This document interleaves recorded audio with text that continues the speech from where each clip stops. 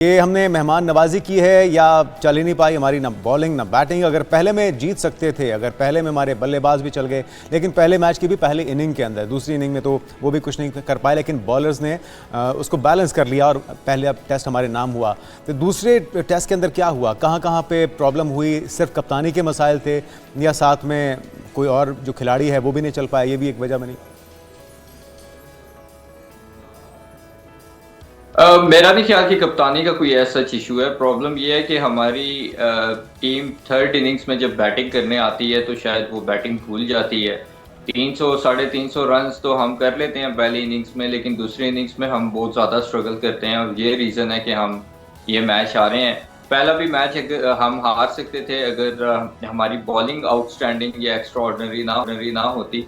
तो I think कि ये जो हमें मुश्किल आ रही है स्पिनर्स को खेलने में, इसको पाकिस्तान क्रिकेट बोर्ड की जो मैनेजमेंट है या पीसीबी की जो क्रिकेट टीम की मैनेजमेंट है, उनको इन चीज़ों को सॉर्ट आउट करने के लिए कोई ना कोई इकदामात उठाने होंगे।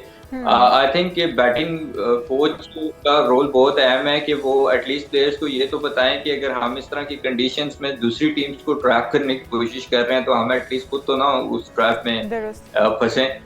लेकिन आई थिंक कि ओवरऑल अगर आप पाकिस्तान क्रिकेट टीम की परफॉर्मेंस देखेंगे तो मेरे ख्याल में फिर भी एक्सपेक्टेशन से थोड़ा सा जो है वो अबव ही परफॉर्म किया है पाकिस्तान टीम ने, क्योंकि साउथ अफ्रीका की टीम आईसीसी टेस्ट चैंपियनशिप जीत के आ रही थी और वो हराना पहला test match, I think it was a big deal. लेकिन जिस तरह से दूसरा टेस्ट मैच हम हारे हैं वो काफी ज्यादा डिसअपॉइंटमेंट है मुझे और बाकी सबको भी होगी। लेकिन जो हमारी बैटिंग है इसके प्रॉब्लम्स को हमें सॉर्ट आउट करना पड़ेगा।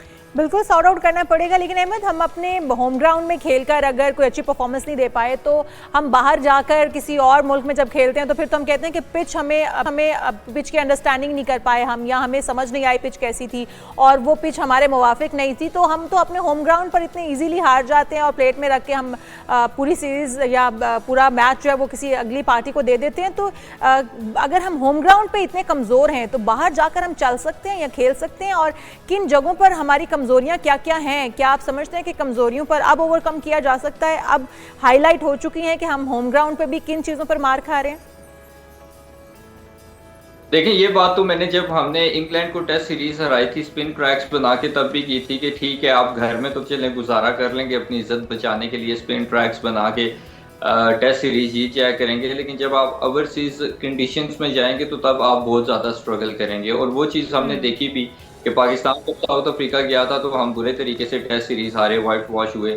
सो ये मुश्किल हल नहीं है। इससे एक तो हम अपनी टीम को एक आदत डाल रहे हैं कि ठीक है स्पिन ट्रैक्स बनाओ और दूसरी टीम को ट्रैप करो, और दूसरा हम फास्ट बॉलिंग के रोल को खत्म कर रहे हैं। टेस्ट क्रिकेट में जो टेस्ट क्रिकेट की जो खूबसूरती है वो फास्ट बॉलिंग को समझा जाता है, और आई थिंक जब आप उसी को किल कर देंगे इस तरह के पिचेस बना के तो कहीं ना कहीं आप अपनी इज्जत तो बचा लेंगे वक्ती तौर पे, लेकिन ये लॉन्ग टर्म सोल्यूशन नहीं है।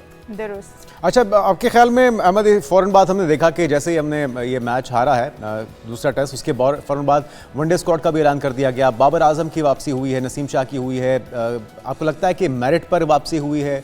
निकाला क्यों गया था, फिर वापस क्यों लाया गया है?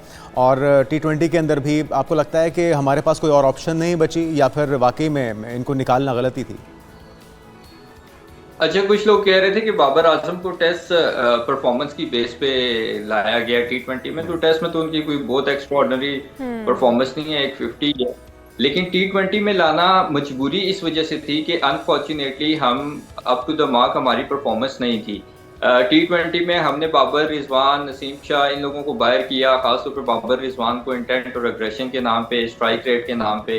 हमें ये था कि ये अगर 40-50 करके देते हैं तो चलो जो यंग प्लेयर्स हैं वो हमें 35-30 बॉलों में 50 कर देंगे, लेकिन उनसे तो 15 बॉल्स पे भी 15 नहीं बनते थे। तो फिर जाहिर है वो एक्सपेरिमेंट बैकफायर कर गया, तो अब आपको वापस बाबर रिजवान और नसीम के पास ही जाना पड़ेगा, और आपकी मजबूरी भी है क्योंकि आपकी पास तो ऐसा सच कोई बाहर विराट कोहली या शुभमन गिल या दुरुस्त ऑप्शन नहीं है। लेकिन अहमद भाई, हम देख रहे हैं कि तनकीद भी हो रही है और साथ ही साथ जो रेड बॉल टीम के हेड कोच हैं अजहर महमूद, वो कहते हैं, उन्होंने मशवरा दिया है कि आप जो क्रिकेट दबाव में खेलते हैं और फिर आपको अभी उतना तजुर्बा नहीं है, आपको बहुत कुछ सीखने की ज़रूरत है और साथ उनका एक फर्स्ट क्लास तजुर्बा जो है वो आपका महदूद है। समझते हैं कि ये मशवरा वो मानेंगे और फिर वो अपने ऊपर जिन चीज़ों की कमी है, कोताहियाँ जहाँ पर वो कर रहे हैं, उसमें बेहतरी ला पाएंगे? क्यों तजर्बे की कमी है? ये पाकिस्तान की टीम है या नेपाल या युगांडा की टीम है जिसको तजर्बे की कमी है? अजहर महमूद साहब की तो खुद अपॉइंटमेंट ही समझ नहीं आती सीरीज से कि उनका रेड बॉल में इतना कौन सा एक्स्ट्राऑर्डिनरी कैरियर रहा है कि उनको हमने रेड बॉल का हेड कोच लगा दिया है। तो अजहर महमूद साहब वही हैं जो स्पिनर्स ने खिलाते थे इस नाम पे कि पाकिस्तान में तो स्पिनर्स हैं ही नहीं, और अब आप देख लें कि हम टेस्ट मैचेस जो जीतते हैं वो जीते स्पिनर्स के सर पे हैं। तो मैं तो की स्टेटमेंट्स को ऐसा सीरियस ही नहीं लेता। अच्छा, लेकिन हमें इन फैसलों को तो सीरियस लेना पड़ेगा अहमद भाई, जो किए जा रहे हैं एकदम से सीरीज के दरमियान में वनडे के कप्तान को बदल देना। आप देखें, हम कहते हैं ना कि प्लेयर्स फर्स्ट क्लास खेलें, फर्स्ट क्लास खेलें। फर्स्ट क्लास का आपका कोई स्टैंडर्ड ही नहीं है। कायदे आजम ट्रॉफी हो रही है, वहां पे बॉलर्स आपके 100 कर रहे हैं, अब बैट्समैन तो दूर की बात है। अब इमरान मुमताज ने उस दिन 100 किया है, हालांकि वो भी प्रॉपर उस तरह से उतना तगड़ा बैटर नहीं है। तो कहने का मकसद ये है कि जब आपकी फर्स्ट क्लास का ये स्टैंडर्ड है तो फिर बाकी टीमों से क्या तवक्को कर सकते हैं? सही कह रहे हैं। अच्छा, लेकिन ये रिजवान को हटा के शाहीन को दोबारा लेकर आना, हमें अभी जो हमें इतना बड़ा क्राइसिस देखा है हमने इतने लंबे अरसे तक कि शाहीन को लाया गया था, शाहीन की परफॉर्मेंस खराब हो गई थी, धड़ेबंदी बन गई थी। अभी एक बार फिर से रिजवान को क्या उनकी परफॉर्मेंस के बिना पे हटाया गया कप्तानी से, या वजूहात कुछ और हैं? अब शाहीन के आने से दोबारा धड़ेबंदी होगी, दोबारा वो हम देख रहे हैं कि बाबर और रिजवान, क्या वो सारी ग्रुपिंग दोबारा से नहीं होगी? देखिए, रिजवान को आपने हटाया कि चैंपियंस ट्रॉफी और वेस्ट इंडीज वाले टूर पे वनडे टीम बुरी तरह से नाकाम हुई। हम सब इस चीज को एक्सेप्ट करते हैं, ठीक है। लेकिन जब आपकी एक वेल सेटल्ड टीम ऑस्ट्रेलिया के टूर पे जाती है, ऑस्ट्रेलिया को ऑस्ट्रेलिया में वनडे सीरीज हराती है, साउथ अफ्रीका को साउथ अफ्रीका में वाइट वॉश करती है वनडे सीरीज में, आपको किसने कहा था कि आप चैंपियंस ट्रॉफी से पहले उस टीम के अंदर 4 से 5 तब्दीलियां करके सारा कॉम्बिनेशन का सत्यानाश कर दें? तो क्या ये सिर्फ रिजवान का मसला था? सिलेक्शन कमेटी की इधर थी या कोचिंग स्टाफ और बाकी टीम की मैनेजमेंट को क्यों नहीं आपने रगड़ा लगाया? तो कहने का मकसद ये है कि पाकिस्तान क्रिकेट बोर्ड के फैसलों का कोई सर पैर नहीं होता। अब आप देखें कि शाहीन शाह को आपको T20 का कैप्टन बनाना चाहिए था, उसको आपने वनडे का बना दिया। सलमान अली आगा जिसको वनडे का बनाना चाहिए था, उसको आपने T20 का कैप्टन बना दिया। तो आई मीन, अब अगर as a player Shaheen Shah Afridi की वनडे में अगर परफॉर्मेंस देखें प्रीवियस रिसेंट पास की, उसकी तो शायद वनडे में जगह भी ना बनती है ऑन मेरिट। और दूसरी तरफ अगर आप सलमान T20 में परफॉर्मेंस देखें तो उसकी T20 में जगह नहीं बनती।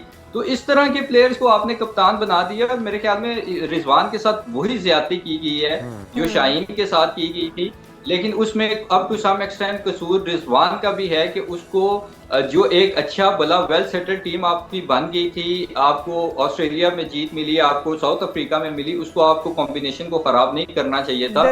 अगर तो आप हार रहे होते तो आप प्लेयर चेंज करते, आपने all of a sudden 5-6 players change कर दिए। तो फिर कर दिया। और ये भाई हम यही कह सकते हैं कि यहाँ पर ना तो प्लेयर्स की परफॉर्मेंस मैटर कर रही है, ना कप्तान की, यहाँ पर सिलेक्शन कमेटी की परफॉर्मेंस मैटर कर रही है।